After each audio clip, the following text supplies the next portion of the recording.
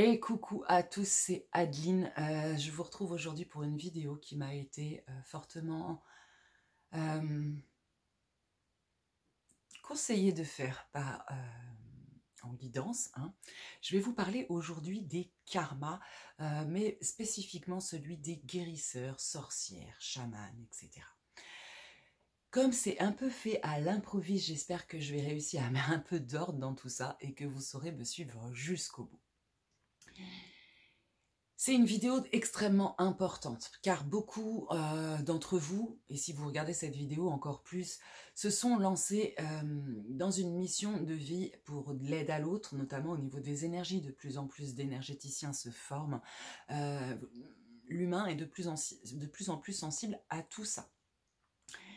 Et dans ce moment où justement toutes ces bonnes âmes, vous décidez de mettre votre vie au service de l'autre, notamment pour les soigner, que ce soit du magnétisme, du reiki, peu importe, de l'énergéticien, etc., etc. Vous faites tous partie de la même famille, la famille des guérisseurs, ceux qui ont le fluide de guérison dans les mains.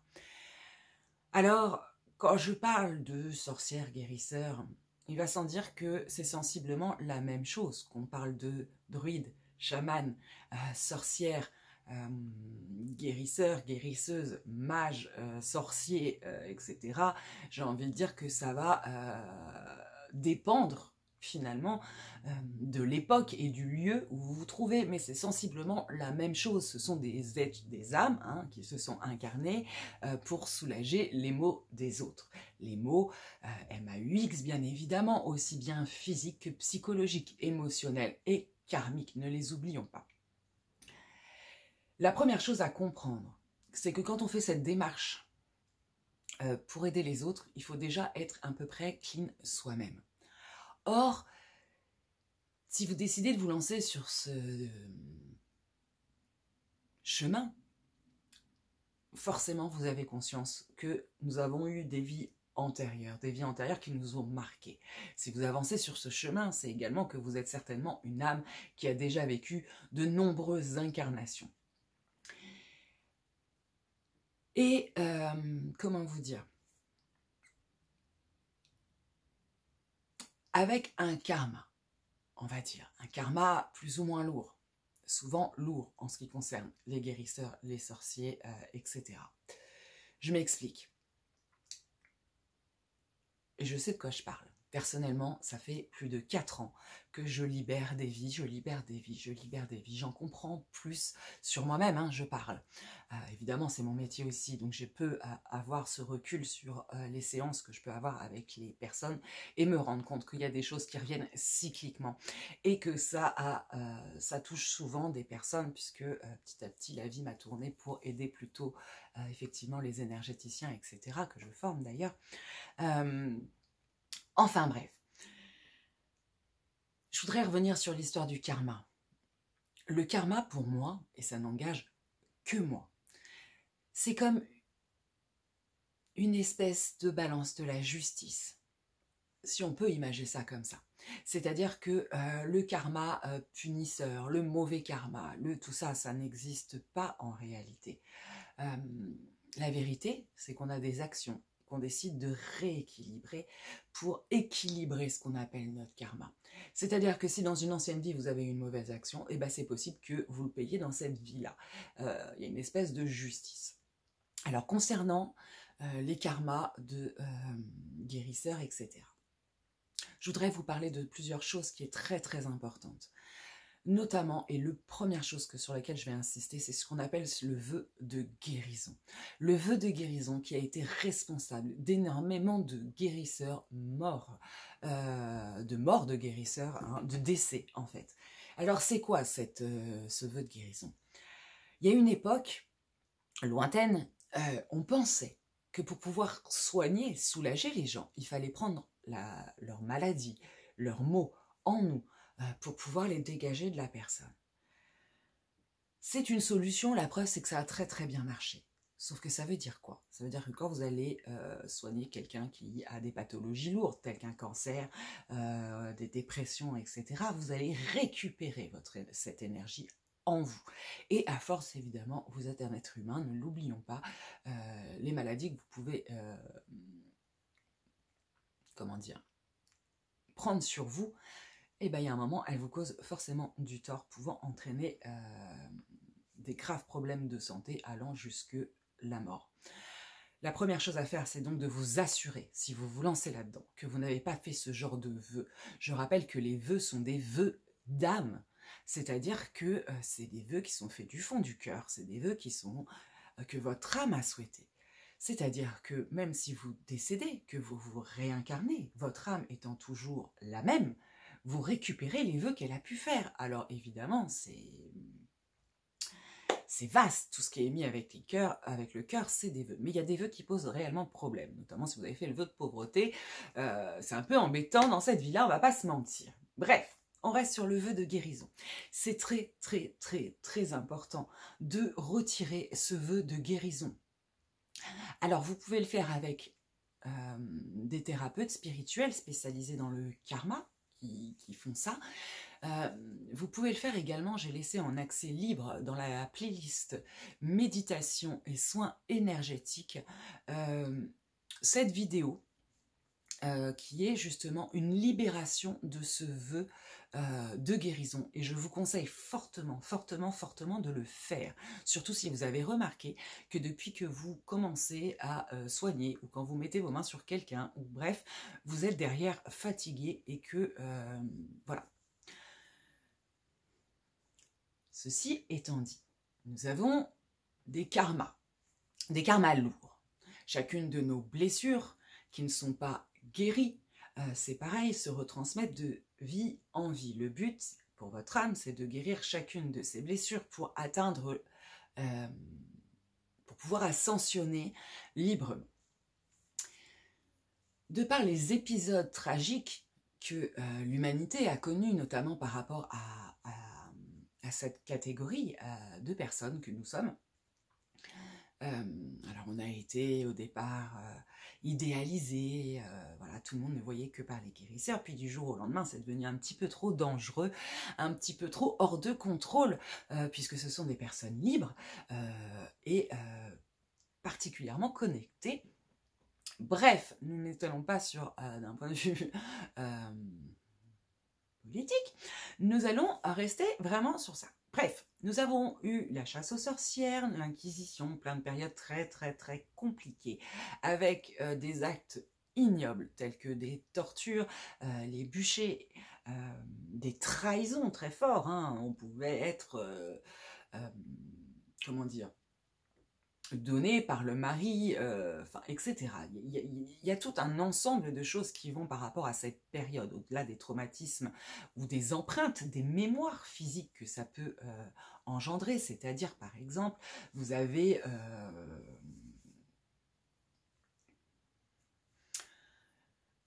par exemple allez, on va dire, vous avez tout le temps mal au poignet, vous savez pas d'où ça vient, tatati tatata, en fait c'est la marque, on vous a coupé la main dans une autre vie, vous avez encore la mémoire, voilà, et en général quand on enlève cette mémoire, bizarrement, les choses se guérissent.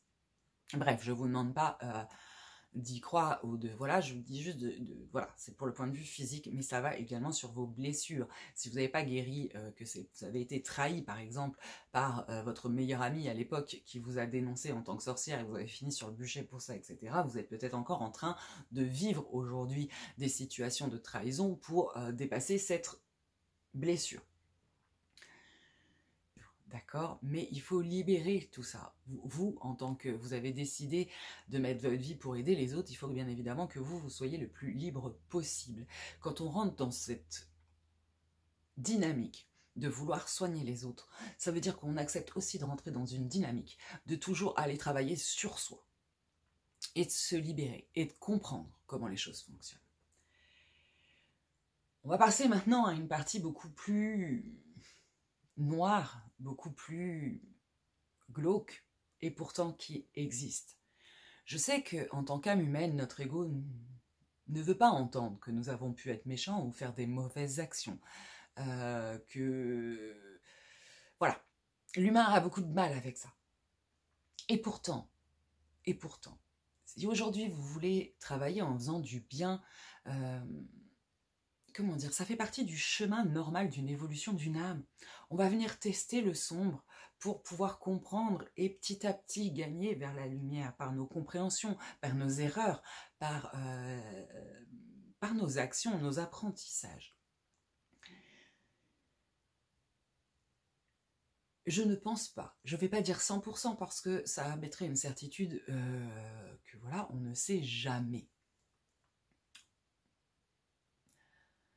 On va dire une forte pourcentage, elle est plus de 90%, ont forcément expérimenté des choses négatives, telles que de la magie noire, par exemple, telles que...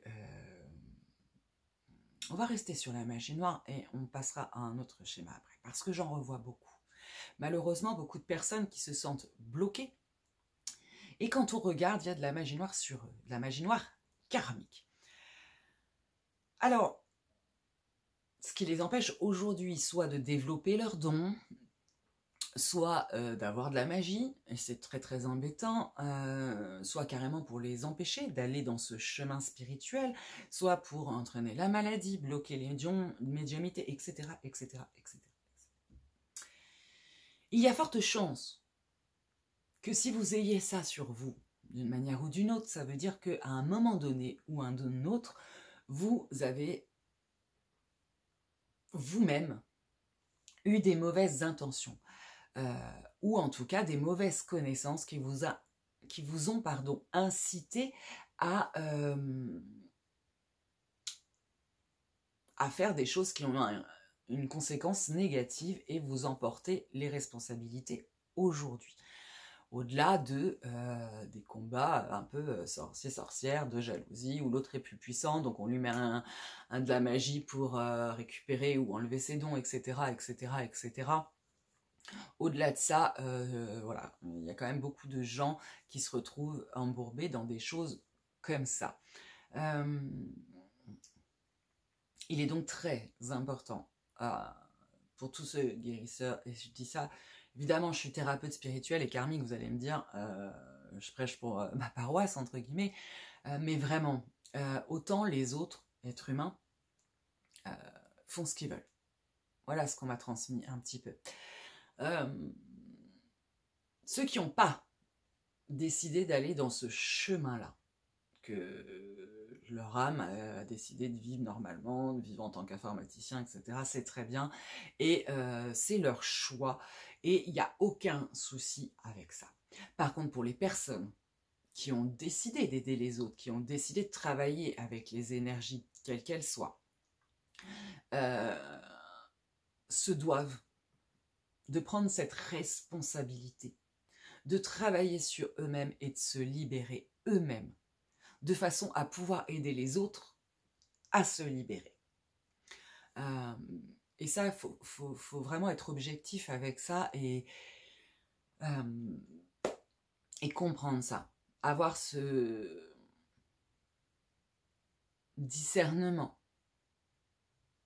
Avoir cette humilité. Et maintenant, on va passer au karma positif parce qu'on récupère de nos vies antérieures, pas non seulement que les boulets, les blessures, les traumatismes, les magies.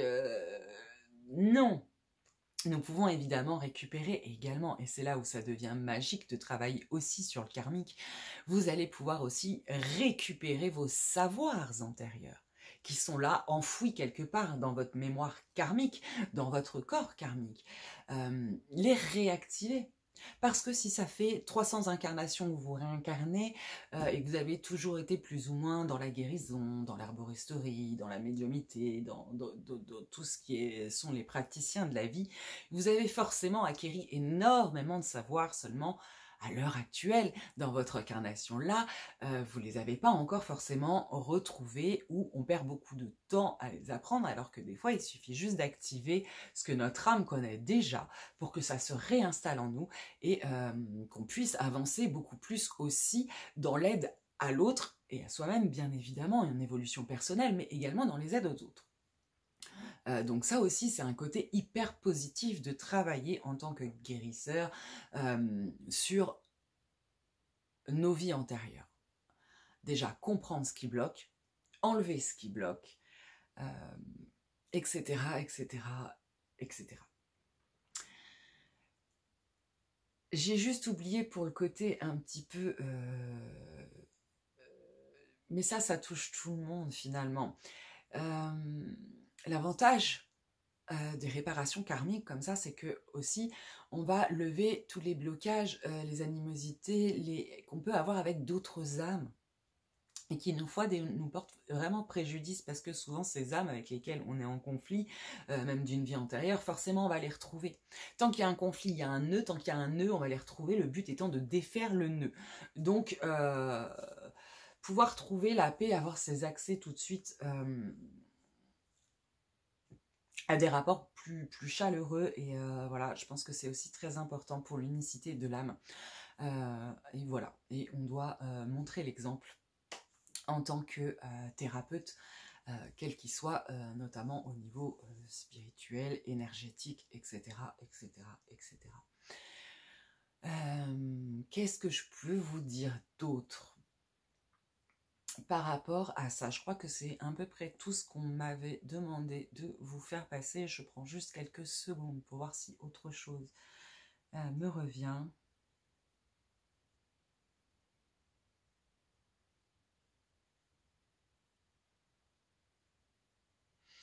Non, voilà.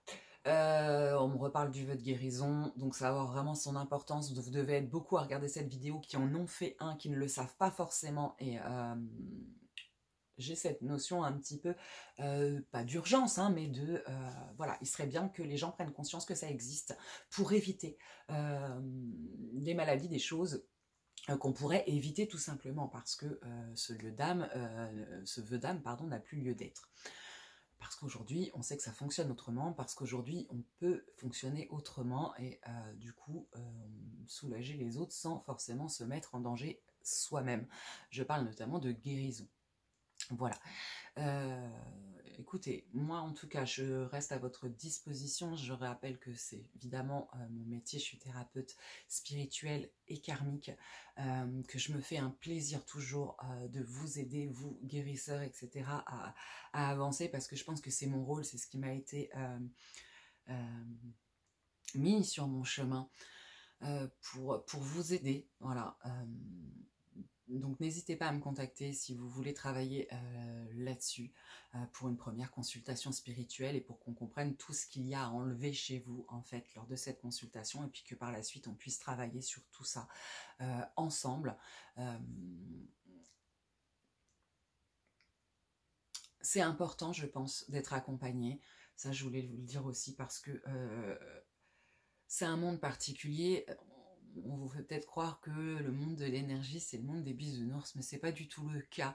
Ça remet beaucoup de choses en nous, beaucoup de bouleversements psychologiques, émotionnels, avec des étapes compliquées, notamment la nuit noire de l'âme, etc., etc. Et c'est important d'être plusieurs, ou d'avoir un soutien, de ne pas se sentir seul par rapport à ça, parce que c'est aussi une des conséquences des anciennes vies de guérisseurs, c'est que souvent on a cette espèce de silence en nous, de par le peur d'être jugé, d'être dénoncé, d'être jugé, hein. Et du coup on garde un petit peu ça pour nous, c'est un peu tabou, un peu top secret, un peu et on reste finalement seul avec ses souffrances, parce que souvent bah c'est pareil, les gens qui vous entourent, votre compagnon ne comprennent pas forcément le monde dans lequel vous évoluez, et ne pourront pas vous aider, en tout cas comme il est nécessaire de le faire, car il y a besoin d'un réel soutien derrière. Voilà ce que je voulais vous dire par rapport à ce karma des sorcières, on va appeler ça comme ça. Mais en tout cas, il y a énormément de choses à épurer si vous voulez vous sortir, être fonctionnel, on va dire, et le plus entouré de lumière possible. C'est important de se dégager de tout ce qui a pu être sombre, et ça, il faut déjà accepter d'avoir pu être sombre, mais une fois qu'on l'a accepté, il faut décider de s'en séparer, de façon à ce que notre vie aujourd'hui soit le plus en harmonie possible avec notre souhait d'aide à l'autre, et dans la lumière, tout simplement. Je vous fais des gros bisous. J'espère que cette vidéo vous aura plu. Je reste à votre disposition. Je vous mets tous mes contacts en dessous si vous avez des questions, si vous voulez prendre rendez-vous, si vous voulez, voilà. Je vous invite bien évidemment à laisser des commentaires. En tout cas, je vous fais des gros bisous. Je vous souhaite une très belle soirée, nuit ou journée en fait, hein, en fonction de l'heure où vous me regardez. Je vous fais des énormes bisous et je vous invite bien évidemment à vous abonner si ce n'est pas déjà fait. Namasté.